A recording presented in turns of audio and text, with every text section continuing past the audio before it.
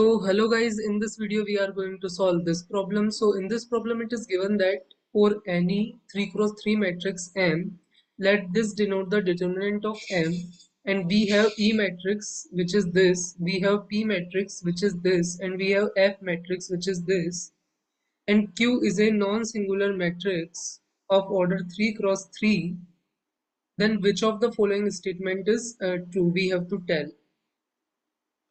So there are four options and this is multiple choice correct. So more than one options can be correct and you have to tell all the options. So let's see how we can do this. So first of all, let's see some things. So you look at this P matrix. So we have this matrix which is P. Now let's assume you have some matrix in which we have like three columns C1, C2, C3, and it is 3 cross 3 matrix.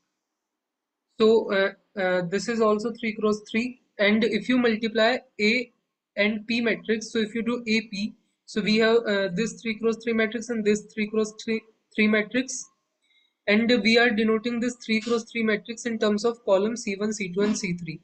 So if you multiply this and this, so let's see what you get. So this row and this column multiplication will give you C1, this row and this column multiplication will give you C3, and this row and this column multiplication will give you C2. So what you can see that after multiplying this A and this P matrix, uh, uh, you are swapping just these two columns. We are swapping these two columns. So it will coming like C1, C3, C2. So if you apply this operation like on matrix A, like if you multiply A matrix by P, so eventually you will get the C2 and C3 swap. And if you do like P multiply by B, where B is this matrix which is 3 cross 3 and we are representing in terms of rows R1, R2 and R3. So we have this P matrix and this matrix B which we are representing in terms of row. So if you do this row and this column multiplication, you will get R1. This row and this column multiplication, you will get like R3. And this row, last row, and this column multiplication, you will get R2. So in this case, what we are doing, we are just swapping this R2 and R3. So we are just swapping these two. So here it is R3 and here it is R2.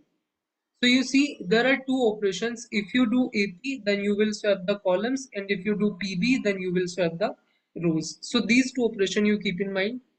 And now also do like the P square calculation. So P matrix is this, and I write another P matrix here. So this is P multiplied by P is P square. So if you do this row and this column, you will get 1. This row and this column you will get simply 0, and similarly the first row and the last column you will get again 0, and if you do all the multiplication you will get the identity matrix. Only the diagonal elements are 1, so this is the identity matrix. So this information you also keep in mind, like P square is equal to identity matrix, and this AP is similar to the swapping of columns, and this PB is similar to the swapping of this rows. So these three operations we have. Now you look at the first option, which is like P EP is equal to F matrix we have to prove, and P square is equal to identity matrix. So this part we have proved, like this is the identity matrix, and the remaining thing is PEP is equal to F. So we have PEP. So you look at the E matrix. So E matrix is this matrix, and if you do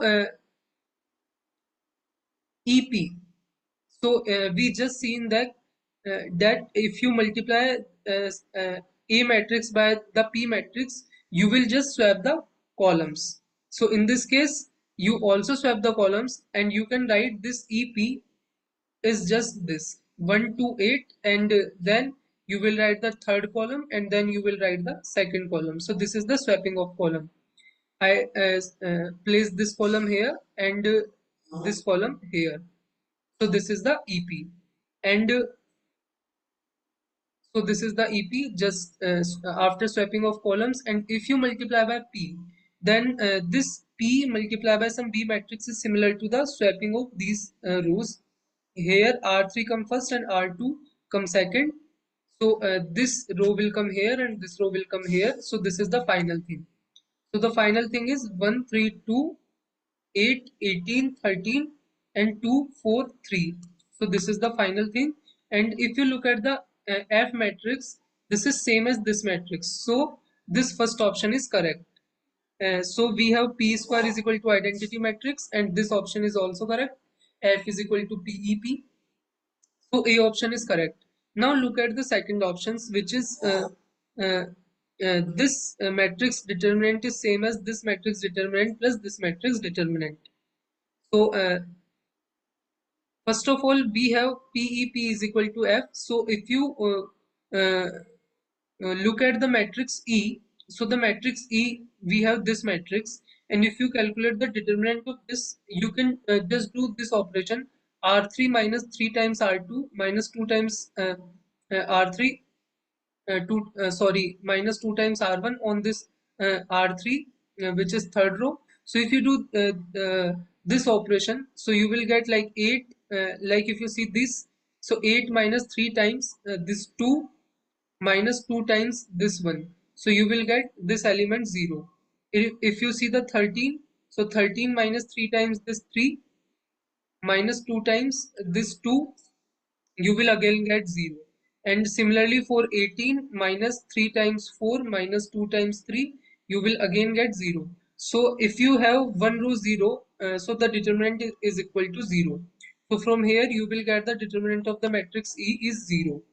Now you also know that the determinant of PEP is same as determinant of F, and you can write this as determinant of P multiplied by determinant of E multiplied by determinant of P, and we know determinant of E is 0, so determinant of F is also 0.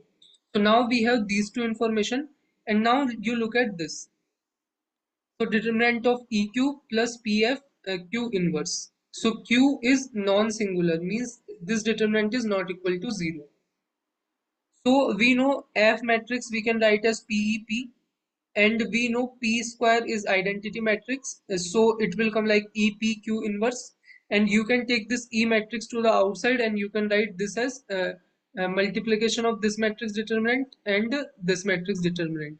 And we know this is 0, so this will also 0. So determinant of this whole thing will come as 0.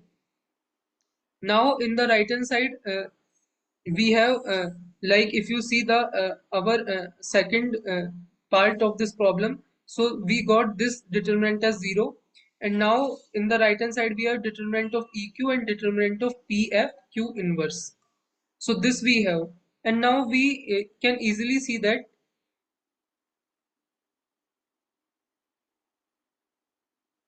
this determinant of EQ is same as determinant of E multiplied by determinant of Q, which is 0 because determinant of E is 0. And this is same as determinant of P multiplied by determinant of F multiplied by determinant of Q inverse, and we know this is 0, so this will also be 0. So the second option will also be correct. So this will also be correct. So first option is correct and the second option is also correct. Now you look at the third option. So we have determinant of EF So we know this is the same as determinant of EQ,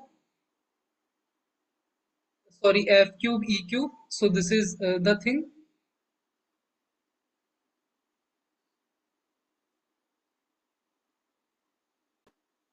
Sorry, this is not equal to this. So we have this matrix which is like the EF multiplication by EF multiplication by EF, and we know determinant of E matrix is 0 and determinant of F matrix is 0. So obviously this matrix determinant is 0, and this matrix which is determinant of EF square, this will also be 0 because of this conditions. So this is not greater than equal to this. So both are 0 in this case, both are 0. So this option is incorrect actually. So this A option is correct, B option is correct, and C is incorrect because both are 0. And the last option is we have to prove the sum of the diagonal entries of P inverse EP plus F is equal to the sum of the diagonal entries of E plus P inverse FP. So let's see these metrics. So we have P inverse EP plus F. We know like P square is equal to identity matrix. So we know P inverse is equal to P, and we can write this P inverse here as P, and it will become like PEP plus F. And we also know that from our previous calculations, this PEP is equal to F. So we can write this as F plus F, which is 2 times F. So this thing is 2 times F. And another matrix we have is this. So we can do this thing. We know F is equal to PEP, and we know P inverse multiplied by P is equal to the identity matrix. And here it is also P multiplied by P, which is P square, which is also identity matrix. So E plus E will become like 2E. So if you see this matrix,